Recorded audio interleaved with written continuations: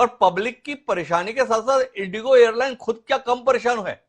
एक फ्लाइट का कैंसिल होना क्या अपने आप में बड़े नुकसान को नहीं दर्शाता है? पर मैं कैप्टन कबीर मलिक हमारे साथ है, उनसे भी जरा जान लेता हूं इस संदर्भ में कि कबीर मलिक साहब, इस बदलाव की वजह क्या? भाई, पिछले एक साल से एविएशन सेक्टर में हमें बुरी खबरें सुनने को मिलती थी, पर अधिकांश जो खबरें सुनने को मिलती थी वो मिलती थी एयर इंडिया के संदर्भ में। टाटा ने टेक ओवर किया, यहां विमान ग्राउंड हो गया, विमान टेक्निकल कारण से वापस आ गया, विमान यहां पर टायर फट गया, ऐसी खबरें आती थी। पर नया नियम आया तो नए नियम से अच्छी वाली उड़ती एयरलाइन ग्राउंड पे आती हुई दिख रही है, उसका नाम इंडिगो है। खबरें आती थी एयर इंडिया की खराबी के संदर्भ में, नियम बेहतरी के लिए लाए गए, वो पता चला कि जो बेहतर चल रही थी वो बैठ गई। थोड़ा बताओ ना मलिक साहब, कहानी क्या है इसमें, कौन किसके पीछे है? पहले तो मैं करेक्ट करना चाहूंगा, ये नियम कोई नया नियम नहीं है, ये नियम पुराना ही नियम है।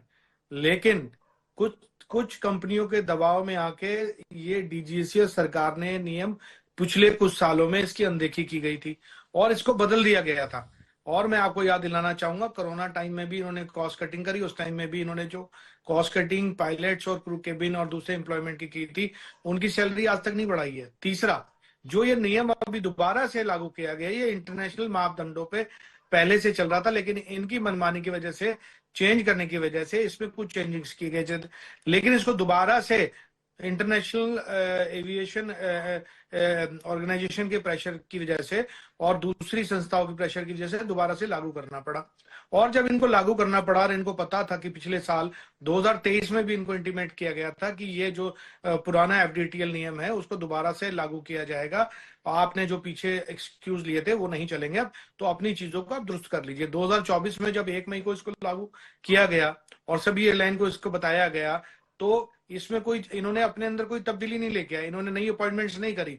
फिर इसको इन्होंने रोल बैक किया 2024 के अंदर 1 जून के अंदर, फिर दोबारा 2025 में 1 जून को इन्होंने लागू किया और सब नोटिफिकेशन किया, फिर 1 जुलाई को वापस लिया, फिर सितंबर में दोबारा मीटिंग हुई एक बहुत बड़ी सभी एयरलाइंस को लेके और इनको सख्ती से बोला गया, क्योंकि काफी हादसे एयरलाइन के अंदर हुए, काफी जहाज गिरे और दूसरी घटनाएं घटी। तो जब इनको सख्ती से इनको लागू करने के लिए बोला गया तो 1 नवंबर से नियम दोबारा से लागू हुआ, जिस वजह से इनके ऊपर इसका असर पड़ा और इनकी पहले से कोई तैयारी नहीं थी। जो शुरू से ही इसकी अनदेखी करते आ रहे थे कि हम अपनी बड़ी एयरलाइन है, हम अपने आप चला लेंगे, जैसे अभी हमने मैनिपुलेट किया है आगे भी हम मैनिपुलेट करेंगे, और उसका इन्होंने जो दिखाना था सरकार को पिछले 10 दिनों से दिखाते आ रहे हैं।